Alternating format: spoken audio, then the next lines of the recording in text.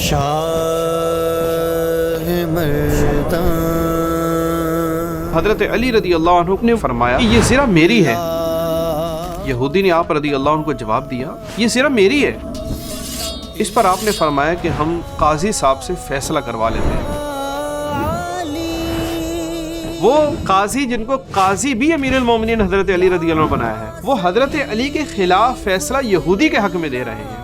اے عاشقان صحابہ و اہل بیت، حضرت علی رضی اللہ عنہ کی ذات وہ کمال کی ذات تھی کہ بلا شبہ آج دنیا بھر کے حکمرانوں کے لیے بہترین مشعل راہ ہیں، جن کی سیرت پر چلنا معاشرے کو دنیا کا بہترین معاشرہ بنا دیتا ہے۔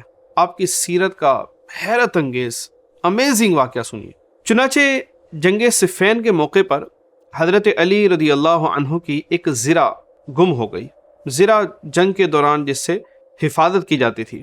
بعد میں جب حضرت علی رضی اللہ عنہ کوفہ تشریف لائے تو آپ نے وہ زرہ ایک یہودی کے پاس دیکھی۔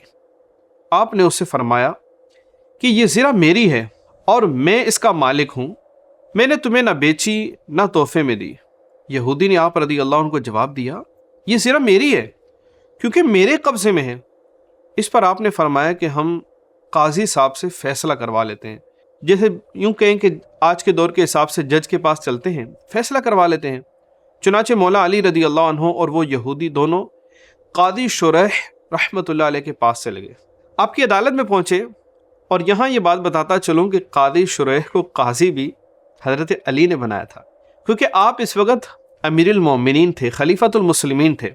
بہرحال قاضی شریح نے دونوں فریقین کی بات سنی اور امیر المومنین حضرت علی رضی اللہ عنہ سے کہا اے امیر المومنین، کیا آپ کے پاس کوئی پروف ہے، ثبوت ہے اپنے دعوے کا؟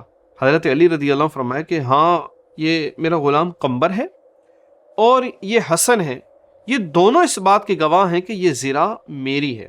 اللہ اکبر، قربان جائیں قاضی شریح کے۔ قاضی شریح نے کہا کہ قمبر آپ کا غلام ہے اور غلام کی گواہی آقا کے حق میں قبول نہیں ہے۔ اسی طرح امام حسن مجتبی رضی اللہ عنہ آپ کے بیٹے ہیں اور بیٹے کی گواہی بھی باپ کے حق میں قبول نہیں ہے، یعنی یہ دونوں عادل ہیں، لیکن غلام کی گواہی آقا کے حق میں اور بیٹے کی گواہی باپ کے حق میں قبول نہیں ہے۔ یہ کہہ کر آپ نے یہودی کے حق میں فیصلہ دے دیا، یعنی وہ قاضی جن کو قاضی بھی امیر المومنین حضرت علی رضی اللہ عنہ بنایا ہے، وہ حضرت علی کے خلاف فیصلہ یہودی کے حق میں دے رہے ہیں۔ اب جب یہ فیصلہ اس یہودی نے سنا تو وہ حیران رہ گیا، ایسا عادلانہ فیصلہ، یعنی خلیفہ نے جس کو قاضی بنایا وہ قاضی خلیفہ کے خلاف فیصلہ دے رہا ہے، اور جس کے حق میں فیصلہ دے رہا ہے وہ مسلمان بھی نہیں ہے، وہ یہودی ہے۔ یہودی اسلام کا یہ نظام عدل دے کر حیران ہو گیا، اتنا متاثر ہوا، کہنے لگا اے خلیفۃ المسلمین، اے علی، یہ حق کے فیصلے نے میرے دل میں بھی حق داخل فرما دیا ہے۔ بے شک آپ سچے ہیں، یہ زرہ بھی آپ کی ہے، یہ بھی حق ہے، اور یہ بھی حق ہے کہ آپ کا مذہب بھی حق ہے۔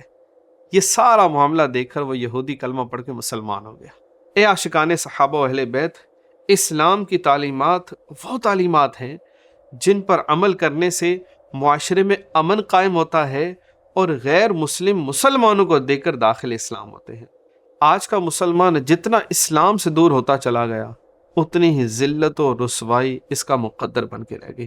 اللہ کریم امیر المؤمنین حضرت علی المرتضیٰ شیر خدا کرم اللہ وجہہ الکریم، قاضی شریح رحمۃ اللہ علیہ، اور حضرت علی کے غلام قمبر اور امام حسن مجتبی رضی اللہ عنہ کی ہم سب کو برکتیں عطا فرمائے، ہم سب کو اسلام پر چلنے کی توفیق عطا فرمائے، آمین، بجاہ خاتم النبیین صلی اللہ علیہ وآلہ وسلم۔